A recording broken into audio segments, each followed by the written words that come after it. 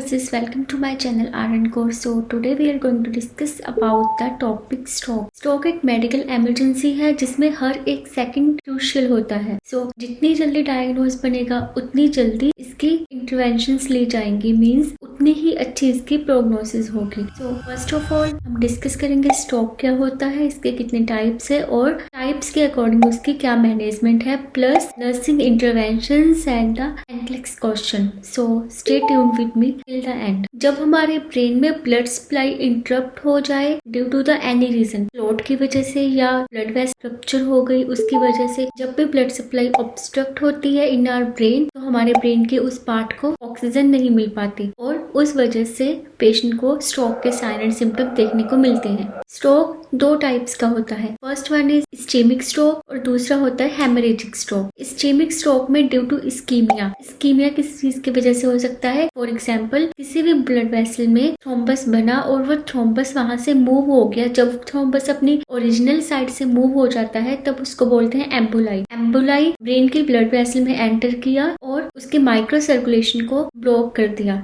इस वजह से जो ब्लड वेसल उस एरिया को सप्लाई कर रही थी उसमें ऑब्स्ट्रक्शन आने की वजह से ब्लड फ्लो नहीं हो पाएगा और अगर ब्लड फ्लो नहीं होगा तो उस एरिया को ऑक्सीजन नहीं मिल पाएगी और पेशेंट को इस्कीमिया की वजह से स्ट्रोक आएगा. It was the first type ischaemic stroke. Majority of the cases like 85% of the cases ischaemic stroke वाले देखने को मिलते हैं. और दूसरा आता है haemorrhagic stroke. Haemorrhagic stroke name suggest haemorrhage की वजह से हो रहे हैं. हेमरेज में be due to the brain aneurysm rupture.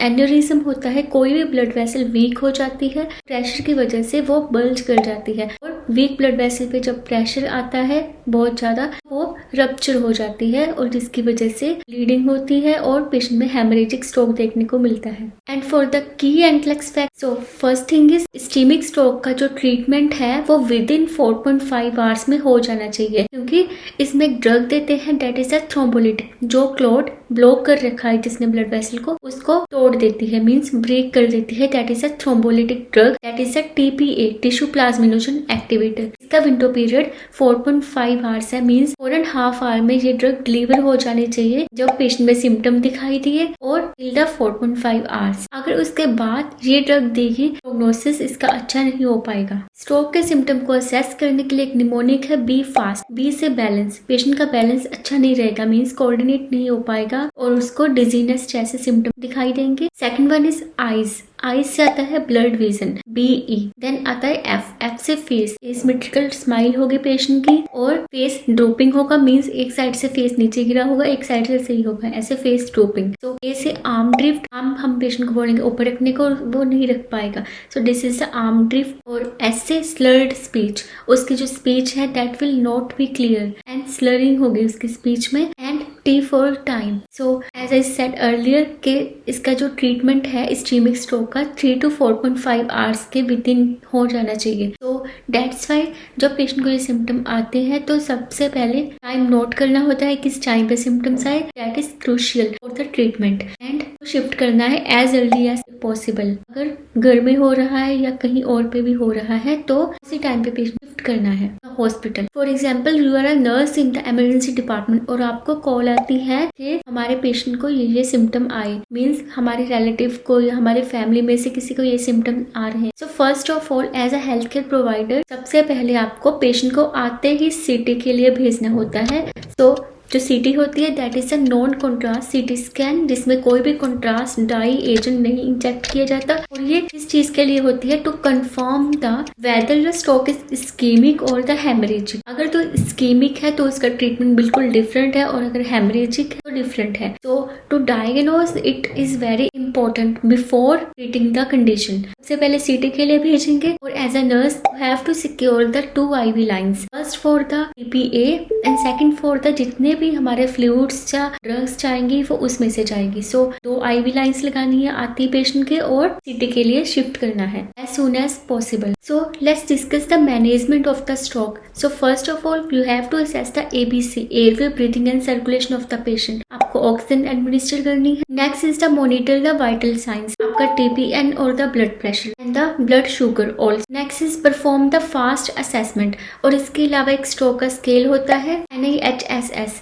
जो कि स्ट्रोक की असेसमेंट करता है। इसकी रीडिंग 0 से 42 होती है। 0 means normal and 42 means severe stroke. इसके अकॉर्डिंग इसका ट्रीटमेंट डिसाइड होता है। Next is a stat CT scan diagnose whether it is a hemorrhagic or ischemic. Next is the establish the IV access and prepare the medications. Ischemic stroke में जो most common देखने को मिलता है, इसमें drug दी जाती है, that is the TPA tissue plasminogen activator, और स्ट्रेप्टोकाइनेस, एल्टीप्लेस, टेनेक्टोप्लेस, जिनके पीछे प्लेस आता है वो ड्रग दी जाती है इसमें। ये जो एजेंट होते हैं that are the thrombolytic agent, clot बना हुआ है उसको ब्रेक डाउन करती है।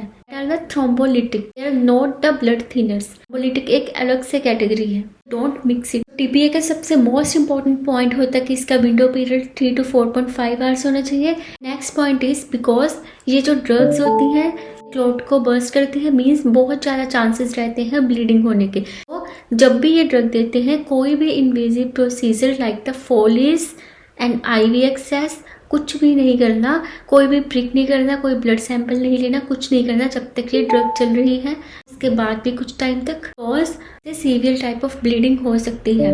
फॉर एग्जाम्पल अगर टीपीए से बहुत ज़्यादा सीवियर ब्लीडिंग हो जाती है, हेमरेज हो जाता है, तो उसका एक एंटीडोट होता है that is the aminocaproic acid. तो ये दिया जाता है to prevent the severe bleeding. और what are the contraindications? First one is the haemorrhagic stroke, जहाँ जिस भी कंडीशन में ब्लीडिंग है या ब्लीडिंग होने के चांसेस है, that are the contraindications. First one is uncontrolled BP, hemorrhagic stroke, और another is recent surgery हुई है कोई, या active bleeding है, कोई अल्सर्स प्रेजेंट है पेशेंट के, जैसे गैस्ट्रिक अल्सर से ब्लीडिंग है, कुछ भी है तो ये ड्रग उसमें कॉन्ट्राइंडिकेटेड है।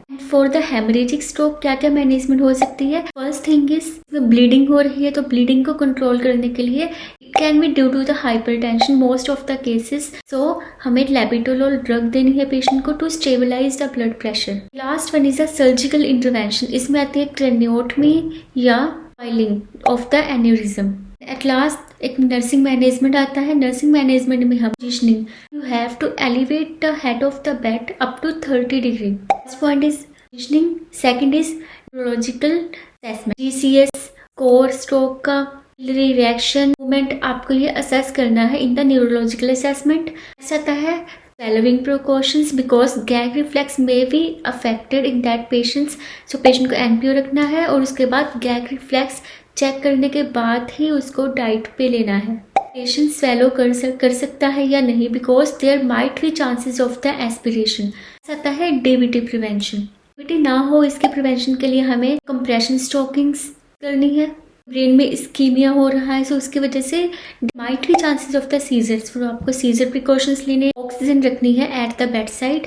Last you have to maintain the blood pressure charting the strict way. एक और टाइप होती है स्ट्रोक की, that is the TIA transient ischaemic attack. So इसमें क्या होता है कि थोड़े टाइम के लिए पेशेंट में सिम्टम आते हैं पर वो रिकवर कर जाता है। So it is the mini attack. So आपको ये सिग्नल देता है कि पेशेंट में कुछ फिर से स्ट्रोक आ सकता है in future. Now come to the NCLEX question. So firstly a 65-year-old patient arrives in the ER department with right side weakness and slurred speech that started 1 hour ago. CT scan confirmed an ischemic stroke. Which order should the nurse anticipate? First one is administer aspirin. Second is administer TPA. Third, lower BP to 120/80. And D, give IV heparin. Here the most appropriate option is option number B, that is administer TPA, because he is in the window period. अभी 3 to 4.5 hours नहीं हुए हैं, सो हम patient को TPA दे सकते हैं। For the NCLEX tip, you have to always check the timing in the stroke question. So here is a word, time lost means brain lost. और TPA की जो डोज जाती है डेट इज 0.9 mg पर kg, और ये 90 mg से ज़्यादा एक्सीड नहीं होनी चाहिए, और ये 60 मिनट्स के अंदर जाती है। 5% फर्स्ट इनिशियल डोज और उसके बाद इसकी infusion. Contraindication, recent surgery, platelet count low है, less than 1 lakh, active bleeding और hemorrhagic stroke and the uncontrolled blood pressure. Come to the safe nursing interventions. So remember the word ABCD, airway and breathing. Airway and breathing के लिए हमें सबसे पहले head of the bed should be elevated up to 30 degree to prevent the aspiration. Monitor for difficulty in swallowing, dysphagia और gag reflex. Check करने के बाद ही patient को स्वेलो करने के लिए देना है कुछ, तब तक पेशेंट को एनपीओ रखना है. Third point is keep the oxygen and the suction bedside. ये सीजर के प्रिकॉशन के लिए भी है, एयरवे एंड ब्रीदिंग को मैनेज करने के लिए भी है. The B blood pressure monitoring.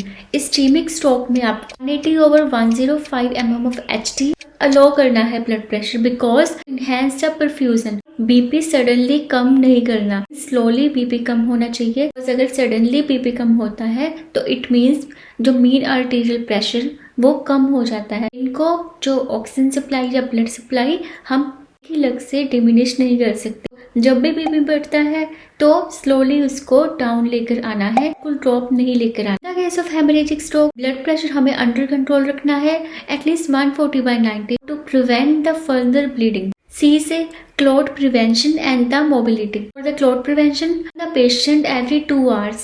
So क्यों? Because it enhances the mobility and the pressure ulcers उसको भी ये prevent करेगा. Use the compression stockings and physical therapy as soon as possible. जैसे ही patient recover होता है तो उसको activity of daily living, eating, walking, dressing चीजें के लिए ट्रेन करना है. And from the D is diet and the dysphagia care. Keep the patient NPO until the swallowing test is done. ठीक लिक्विड देने हैं पेशेंट को बिकॉज इससे एस्पिरेशन के चांसेस कम होंगे और प्योर डाइट देनी. And monitor for aspiration pneumonia. There is a point हम हमेशा आफ्टर 24 आवर्स देते हैं टेनेक्टाप्लेस या एल्टीप्लेस.